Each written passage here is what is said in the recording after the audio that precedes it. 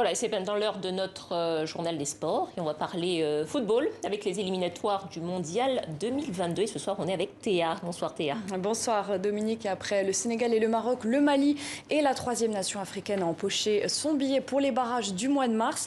Les Aigles ont facilement disposé des Rwandais hier 3-0. Les Jeux sont donc faits dans le groupe E, dans la poule G. L'Afrique du Sud conforte, elle, sa place de leader après sa victoire face au Zimbabwe. Les Bafana désormais à 1 point des barrages. Le Ghana n'a lui plus son destin entre les mains après son nul en Éthiopie. Un partout, c'est aussi là-dessus que se sont quittés l'Ouganda et le Kenya. Même chose pour le Sénégal et le Togo. Et puis dans le groupe J, qui du Bénin ou de la RDC ira au barrage? Les deux équipes se sont imposées hier. 3-0 pour la RDC. Les Léopards mal engagés dans la compétition qui se sont relancés en Tanzanie. Ça a mis la pression aux écureuils béninois. Message reçu.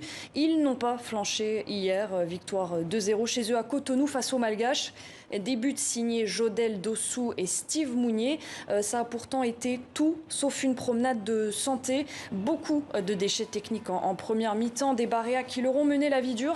Résultat, à la fin, ça donne des perdants plutôt satisfaits et des vainqueurs qui n'exultent pas vraiment. Vous perdez 2-0 à la fin. On peut se dire que c'est une belle philosophie, mais que finalement, c'est pas très efficace. Mais on est simplement en construction. On est en train de renouveler un petit peu l'effectif. On est en train de redonner une dynamique en termes d'état d'esprit. Aujourd'hui, j'ai bien aimé ce que les joueurs ont fait. Alors bien sûr, on a perdu. Bien sûr qu'on aurait pu faire mieux. On peut toujours faire mieux. Mais dans l'ensemble, je suis satisfait. Au niveau du contenu, comme je l'ai dit,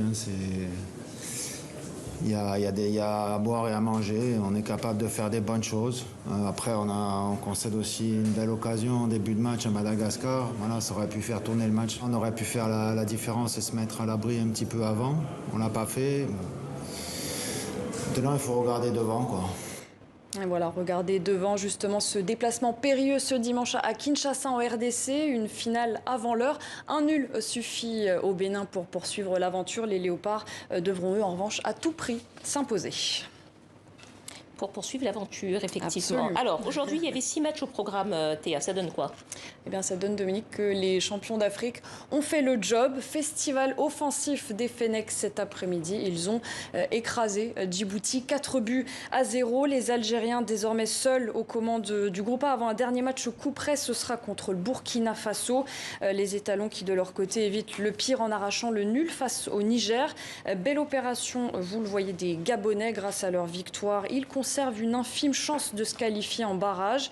Le derby guinéen n'a lui pas livré de vainqueur. Et puis 2 rencontres toujours en cours à vous signaler. Angola-Égypte, les Pharaons, eux aussi à un petit point des barrages. Le Soudan affronte lui le Maroc. Match sans enjeu puisque les Marocains sont déjà qualifiés. Bon, et puis demain, on aura le regard tourné vers la Côte d'Ivoire. Hein. Ouais, absolument, les éléphants qui sont légèrement en avance. Pour l'instant, dans le groupe D, mais talonnés de très près par le Cameroun. Les 2 prochaines rencontres sont décisives et ça commence dès demain face au Mozambique. Faute de terrain homologué, les Ivoiriens joueront non plus à domicile mais à Cotonou au Bénin.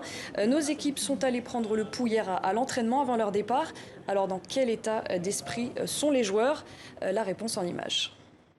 On sait qu'on est un peu plus attendu maintenant vu les performances de chacun dans les clubs. Donc, mais bon, on va pas se cacher, on est la Côte d'Ivoire, on est une grande nation du football et c'est à nous de répondre présent et de montrer notre statut.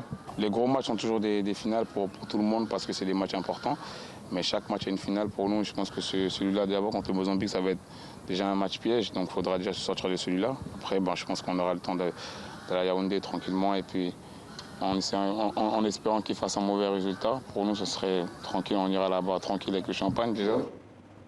Bon, allez Théa, et puis le foot, c'est aussi la Ligue africaine des champions féminine et c'est la première fois que ça arrive dans l'histoire. On a c'est important d'en parler absolument. Et de 8 au départ, eh bien, ne sont plus que 4 qualifiés pour le dernier carré. On y retrouvera d'abord l'Asfar Rabat. Les Marocaines ont neutralisé Mamelodi Sundowns ce vendredi 0-0.